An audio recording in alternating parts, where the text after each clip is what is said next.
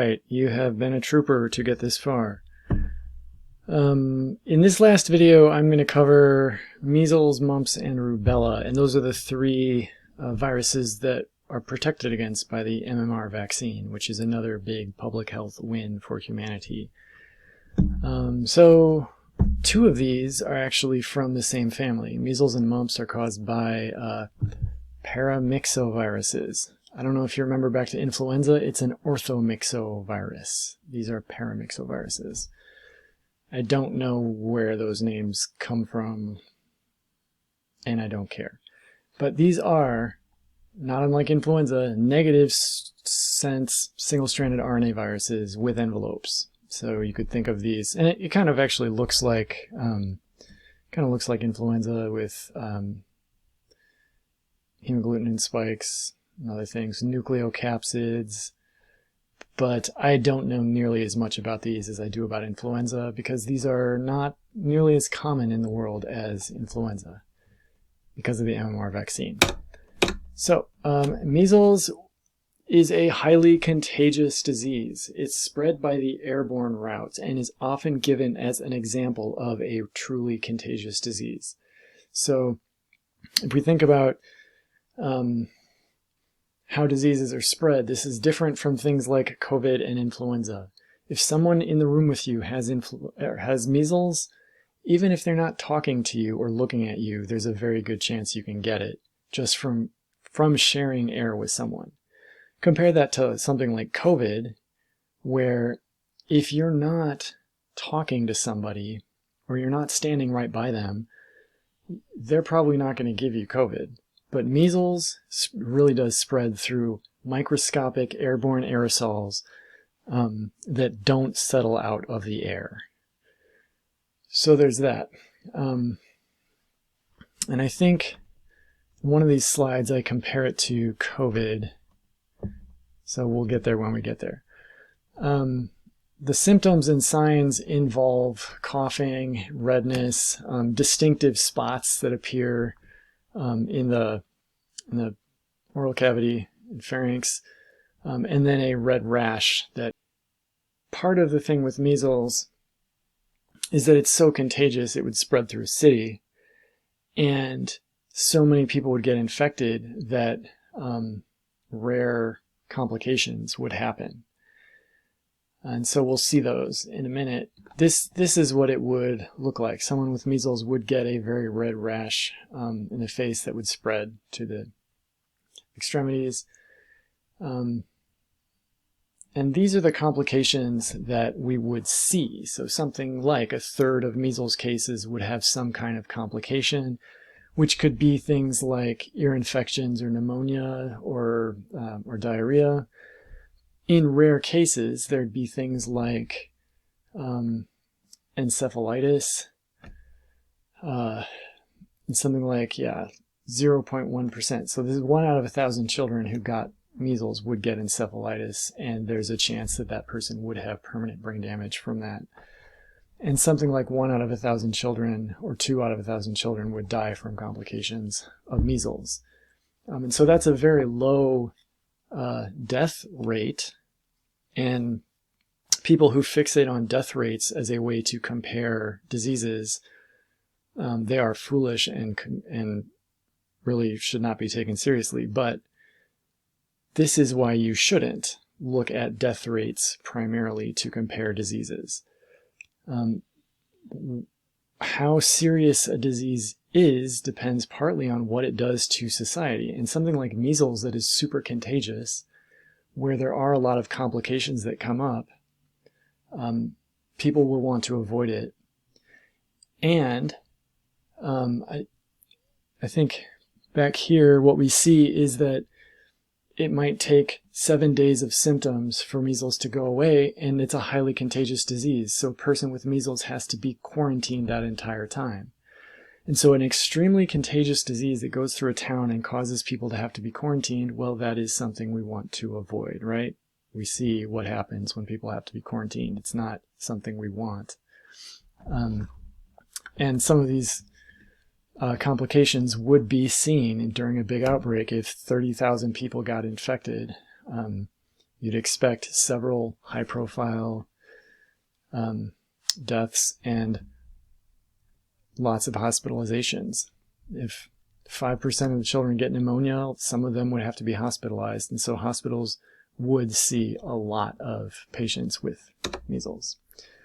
We have treatments for measles. We do have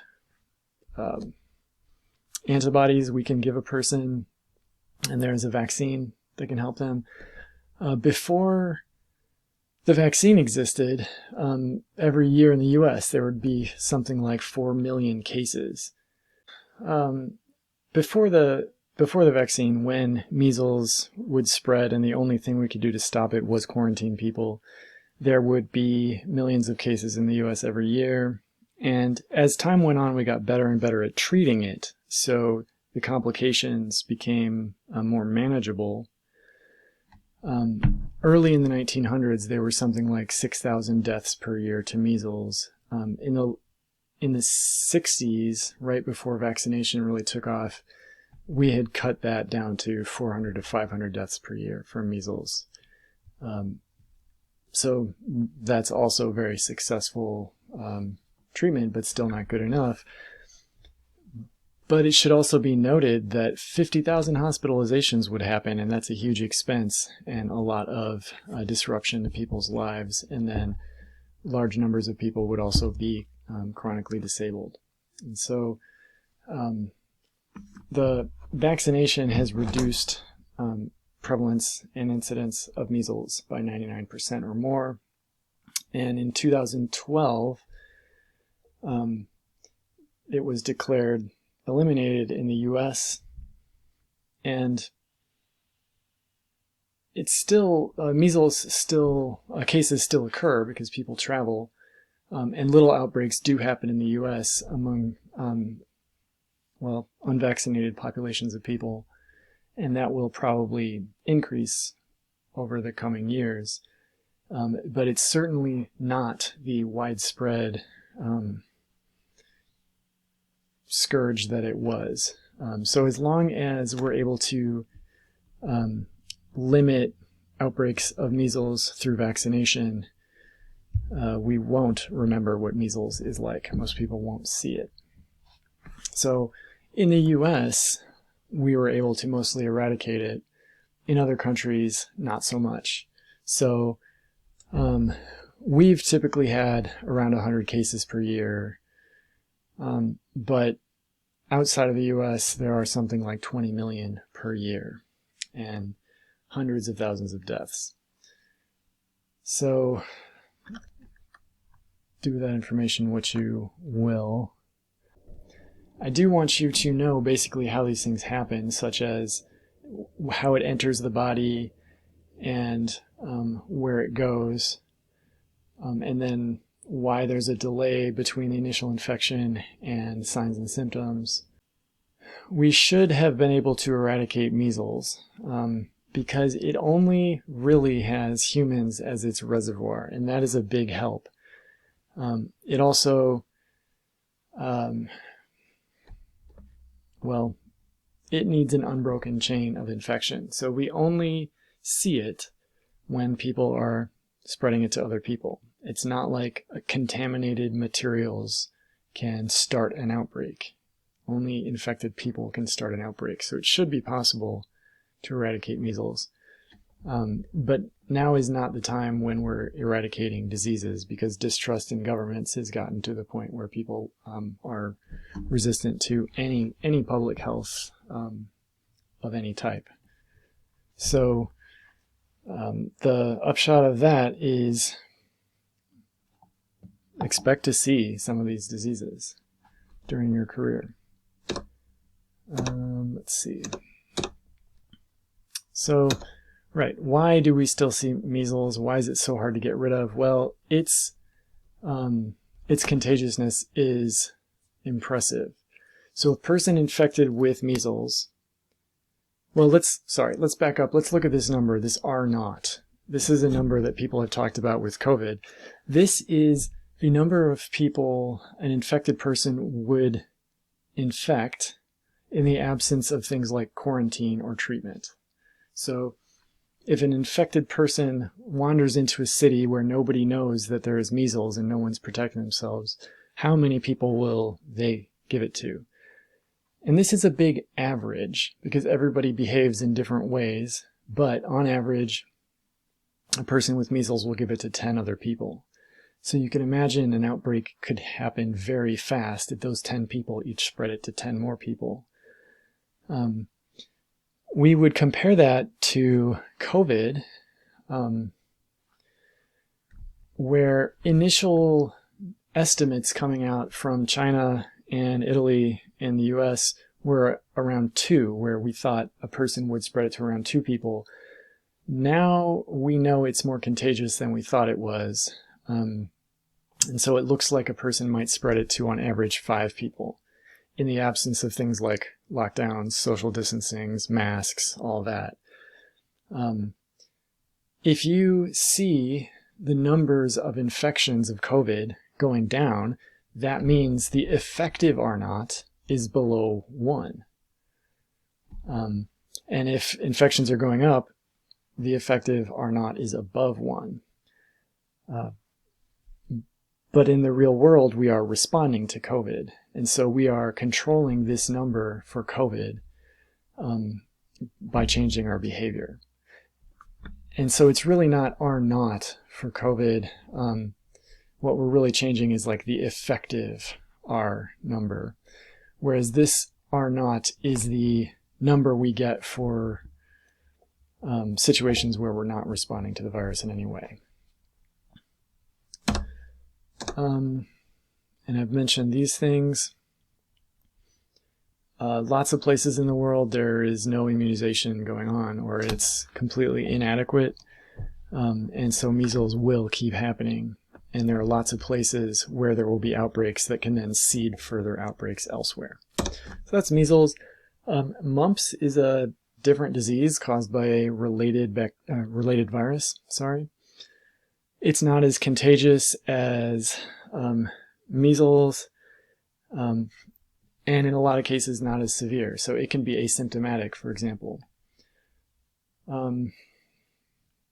Like in measles, what happens with mumps primarily is a child would have to stay home from school, or an adult would stay home from work. What mumps gives people is swelling in the parotid glands. And the most common complications is orchitis, or inflammation of the testicles. So swelling in parotid glands or testicles would be the most common things we'd see with mumps. And there would be rare, more serious complications, but mumps was never as widespread as measles. There would be mumps outbreaks, but it's not as contagious. So in the pre-vaccine era, there would be hundreds of thousands of cases as opposed to the several million per year. And so now mumps can happen among people who aren't properly vaccinated, things like dormitories. And in crowded conditions, we'd expect lots of different diseases to spread. So refugee camps, jails, again, dormitories. The last disease we're going to look at is rubella, sometimes called German measles. Rubella is a disease we don't see anymore because of the vaccination. It's caused by a different virus from a different family. This one has a positive sense single-strand RNA genome. Many rubella cases are asymptomatic and mild. So rubella is not that scary for adults or children, but for fetuses, it's extremely dangerous. The rubella was spread by asymptomatic people, and that would make it easier to catch. The main thing is the risk to fetuses, and vaccination has really protected us against rubella. It was it was very common pre-vaccination. During outbreaks, it could be very common. So during one outbreak, there were something like 12 million cases in the US. Many thousands of babies and fetuses were severely affected by this. And so we don't see many cases of this now. In the US, all the cases we see come from other countries. So people who travel can bring back rubella, but we never see transmission of rubella in the US anymore. But again, we bring this up because of congenital rubella syndrome, or what would happen if a mother were infected while pregnant and she passes it to the fetus. One of the things they'd see is the blueberry muffin rash. There'd be bluish, purplish spots that look kind of like a blueberry that has been baked. And it's just, once you see it, it's distinctive. This could lead to birth defects involving the brain and the senses. And again, it is a Torches pathogen, so rubella gets its own letter. So we don't ever want to see an outbreak of this again, not because it's fatal to adults, but because of what it can do to the youngest, most helpless children. So thanks for sticking it out through this whole set of videos, and I hope some of these diseases will be memorable to you and demystified a little bit. Have a good day.